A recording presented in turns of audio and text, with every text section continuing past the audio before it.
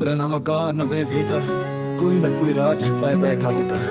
कुछ हास्य इतने गहरे होते हैं कि उन्हें छेड़ा जाए तो सिर्फ परछाइयां नहीं, आत्माएं जाग उठती हैं। आज की कहानी है कैसे ही मकान की और एक कमरे की जो सालों से बंद पड़ा था। भाई किराए दौर उत्तराखंड के एक छोटे से कस्बे में एक पुराना मकान था जिसे सभी ठाकुर हवेली के नाम से जानते थे। सालों से खाली पड़ी उस हवेली को आखिरकार कोई किराएदार मिल ही गया, आदित्य और उसकी पत्नी रिया। आदित्य एक फ्रीलांसर लेख था और उसे ऐसी शांत जगहों की तलाश रहती थी। रिया एक चित्रकार थी, उन्हें वो हवेली बहुत पसंद आई, लेकिन एक शर्त थी, ऊपर वाला कमरा नहीं खोलना है। मकान मालिक ने कहा उस कमरे को छेड़ने की कोई जरूरत नहीं, बाकी सब आपका है। अजीब घटनाएं शुरू, बदले कोई पुरानी दीवारों, लकड़ी की सीढ़ियों, टिमटिमाती लाइट्स ने रिया के चित्रों में नया जीवन भर दिया। लेकिन फिर रात के 2 बजे किसी के चलने की आवाज आती। रिया को लगता कि कोई उसे देख रहा है, खासकर उस बंद कमरे की ओर से।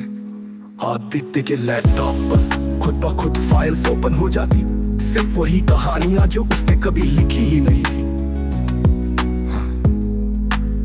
एक दिन रिया ने देखा उस बंद कमरे के नीचे पानी जैसा कुछ रिस रहा था, पर वहां कोई टंकी नहीं थी। वैसे की तक पुराने सेट की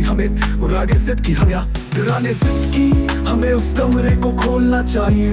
आदित्य राजी नहीं था, लेकिन जब चीजें हाथ से बाहर होने लगी तो उन्होंने वो कमरा खोलने का फैसला किया। कमरा पुराना था, धूल और जाले हर जगह, लेकिन एक कोना साफ था जैसे हाल ही में किसी ने इस्तेमाल किया हो। वहाँ एक पुरानी डायरी मिली, वो रागिनी ठाकुर की थी, हवेली के असली मालिक की बेटी। डायरी में लिखा था, मेरे माता पिता ने मेरी शादी जब अनेक आदमी से कर दी जो मुझे पिता था, मैंने खुद को इस कमरे में बंद कर लिया। एक रात मैंने हमेशा के लिए खुद को आजाद कर लिया, लेकिन मेरी आत्मा यही है, इंतजार कर रही है किसी को मेरी कहानी पूरी करने का।